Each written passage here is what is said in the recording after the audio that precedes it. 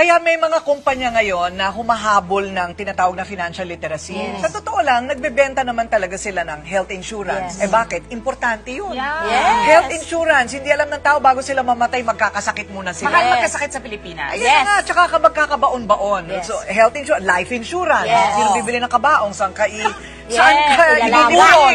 Saan ka ibuburol? Sino Ilalaga. gagastos doon?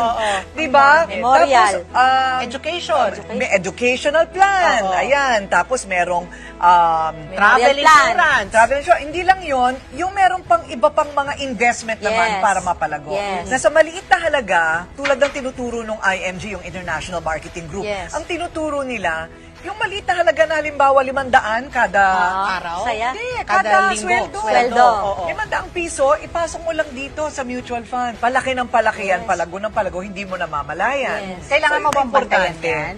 O kailangan, hindi, lalagay mo lang doon.